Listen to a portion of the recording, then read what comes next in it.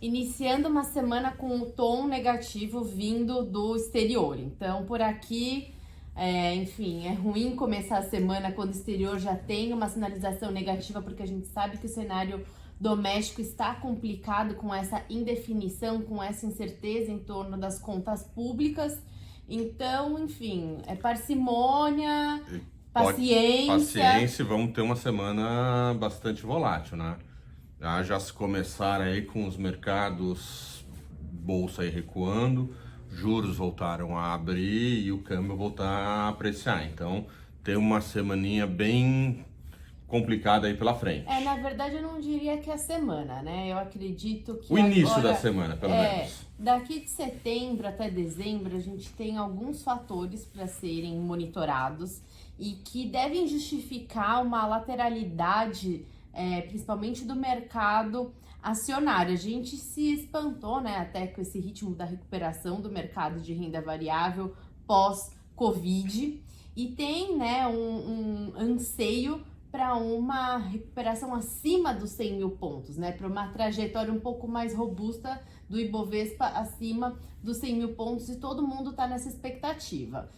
Quando a gente olha para o movimento dos mercados externos nesses últimos meses, o que a gente conseguiu diagnosticar é que o Brasil não conseguiu, nessas oportunidades que o mercado externo dava, né, pro mercado doméstico acompanhar aqui, a gente acabava sendo baqueado pela pauta política por conta das preocupações com as contas públicas. Agora a gente deve ter no mercado lá fora, principalmente nos Estados Unidos, alguma volatilidade, alguma cautela, porque a gente está se aproximando da eleição presidencial nos Estados Unidos. A gente não pode esquecer que esse evento ele é importante e que ele deve trazer volatilidade. A gente teve a divulgação nessa manhã de uma pesquisa do Wall Street Journal mostrando uma vantagem do Biden, apesar de ser uma vantagem inferior à que havia sido apontada no mês de junho, ainda é uma vantagem relevante de 8, 9 pontos. E também, por mais que os investidores saibam que essas pesquisas às vezes não indiquem porque é a intenção de votos, mas tem a questão do colegiado, de toda a matemática que tem uma votação indireta, né, uma eleição indireta, desculpa, ainda assim isso traz aí um pouco de cautela. Exatamente. E também a gente não pode esquecer a questão do aumento do caso de Covid, né? Isso, de certa forma, tem preocupado os mercados no que tange a velocidade da recuperação. De certa forma, esse aumento de casos que apareceu principalmente na Europa já começa a refletir nos preços das commodities. Então a gente tem aí um petróleo também tendo um recuo, tivemos o minério também recuando. Tudo bem, acho que no caso do minério você tem um aumento do estoque do minério na China e uma expectativa da própria Vale voltar a colocar mais minério no mercado. Eu acho que essa questão do minério ela fica um pouco à parte, porque fica mais vulnerável à China, não ao todo, exatamente, né? Mas a preocupação efetivamente quanto ao aumento do caso minério, se as economias vão voltar a fazer lockdown, não vão voltar, ainda que parcial, ainda que curtos, isso daí trouxe uma preocupação adicional aí nos mercados, já juntamente com a questão da eleição dos Estados Unidos. Então esse cenário nos deixa num cenário um pouco mais, aqui principalmente no Brasil, um pouco mais, vamos chamar assim, de cautela e na retaguarda, que junta com a nossa política e a gente mais uma vez chega nos 100 mil pontos e volta. A gente não surfou de toda a onda que os mercados internacionais surfaram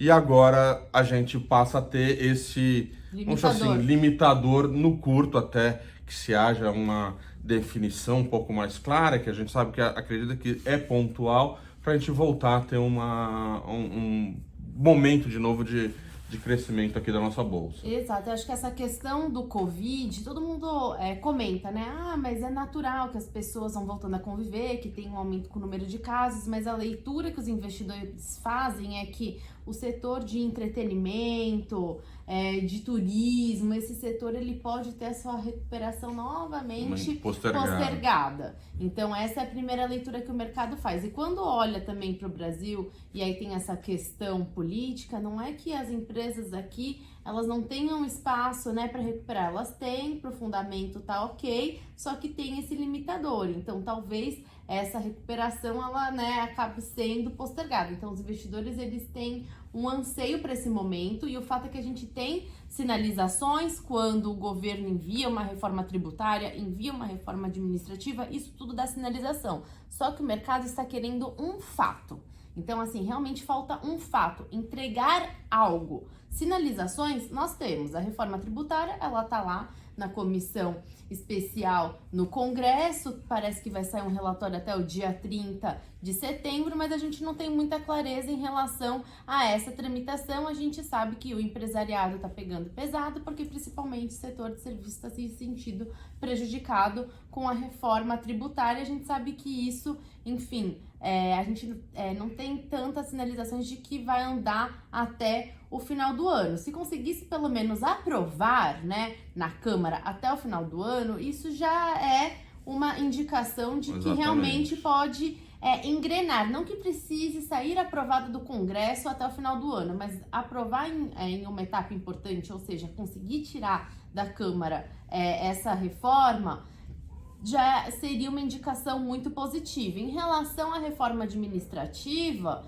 também, né, a intenção do governo em mandar o texto, a gente ficou tanto tempo esperando esse texto da reforma administrativa, o Rodrigo Maia tanto tempo falando que isso não engrenava dentro do Congresso porque o governo, a equipe econômica ainda não tinha enviado um texto, foi enviado. Agora a questão é que quando a gente acompanha no dia a dia, tem ainda uma dificuldade com a instauração da CCJ, da Comissão de Constituição e Justiça, dessas comissões que são pré-discussão propriamente na Câmara, né? Antes de chegar lá pro grupo de deputados, tem essas discussões em comissões, e essas comissões ainda não foram instauradas. Então tem uma dificuldade antes mesmo da reforma em si, né? Que é a instauração dessa comissão. Então isso acaba desanimando o mercado. A gente viu um movimento importante na semana passada, que é essa abertura da curva de juros. O Banco Central ele sinalizou que vai manter a taxa Selic nos 2%. O comunicado não foi nada hawkish, pelo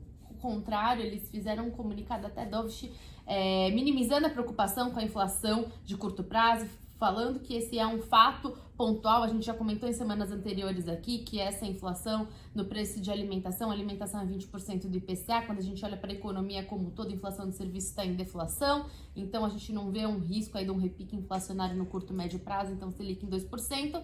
A questão mesmo é a preocupação, essa incerteza com a condução dos gastos públicos. Então isso está incerto, a gente não sabe como que isso vai tramitar. A gente teve a sinalização do Bolsonaro na semana passada que não quer mais ouvir falar em Renda Brasil. Ele fala isso, só que a gente sabe que inevitavelmente ele vai se deparar com isso, porque a economia está sim dependente desse auxílio emergencial. Isso está fazendo diferença sim para o comércio brasileiro, está ajudando a engrenar o varejo.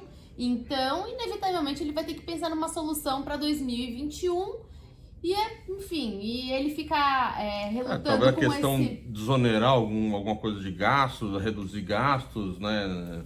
O Bittar estava para entregar alguma coisa nesse sentido, tentar baixar alguns gastos obrigatórios do governo para dar folga para poder vir com essa questão desse... Não Renda Brasil, mas o Bolsa Família estendido, não é isso também? Exatamente. Esse aspecto aí, talvez não consiga tramitar com pacotes mirabolantes, mas se conseguisse pelo menos discutir pacto federativo, a questão de desvincular, desobrigar, discussões nessa esfera seriam muito produtivas, porque a gente tem um problema que é inevitável ser tratado em algum momento, que é o orçamento do governo, que é rígido, né? 95% do orçamento já tem aí um destino, a gente fica todo ano se espremendo com esses 5%, todo mundo se matando o que vai fazer, e a questão da discussão do teto dos gastos é porque quando os analistas olham para esse 5% que resta, desse 5% ainda falta para manter a máquina pública, então por isso que acredita-se que de repente vai furar o teto dos gastos. Então a gente tem essa questão que é delicada, que está justificando essa abertura da curva de juros, porque os investidores pedem mais prêmio para poder comprar os títulos do governo. A gente viu isso com as LTNs, começou nas LTNs esse movimento, agora já está também nos títulos de inflação. Quando olha para as NTNBs, a gente também já vê esse movimento. Então a gente tem essa cautela, tem que ter parcimônia, porque, enfim, agora a gente tem o externo também que deve andar um pouco de lado com essa eleição dos Estados Unidos. Então é paciência, parcimônia e evitar esse imediatismo, né? Porque a gente tem sim um espaço para uma recuperação, mas nesse curto prazo tá difícil de pontuar esse movimento. Para médio prazo, talvez para 2021, passando a eleição nos Estados Unidos, e, enfim, a gente tendo alguma sinalização um pouco mais concreta de qual vai ser a diretriz da política. E provavelmente também em 21 você já tem alguma coisa de vacina, né? Exatamente. Então, para as economias, provavelmente elas já vão se destravar nesse sentido. Então, você já deixou para trás as eleições, o Covid, de certa forma, resolvido, você diminui os teus leques de incerteza, focando só no nosso interno e na recuperação econômica global, né? Exatamente. Então é ter estômago, ter paciência. Quando olha, às vezes o pessoal olha para ação, fala, entrei num preço, agora tá muito abaixo disso, vou jogar isso, né, pro alto e vou me desfazer. É ter paciência, ter resiliência, né, conversar com o seu assessor para ter um pouco mais da perspectiva em relação àquele papel que tá dentro da sua carteira, e isso faz total diferença, né? Para não tomar uma atitude precipitada, porque o mercado de renda variável, né, Rodrigo, ele tem volatilidade, né? E isso daí vai trazer volatilidade para os preços dos ativos. Então, nesse momento, é onde vai também aparecer as oportunidades. Exatamente. Não vamos esquecer disso daí não, né? Então, se a gente tinha lá papéis que estavam muito esticados, pode ser que com essa volatilidade eles acabam tendo alguma correção que abra espaço para entrar em níveis interessantes. Empresas sólidas, empresas que estão com caixa, empresas que têm perspectivas boas aí para frente. Então, vai se abrir esse momento. Então, é como a gente sempre fala, vamos ter cautela, paciência e não fazer nada de sopetão no imediatismo. Vamos analisar que essas oportunidades vão aparecer, sempre com bastante cautela e procurando sempre o teu assessor para estar te auxiliando nas tomadas de decisões. É isso, uma boa semana para todos. Boa semana.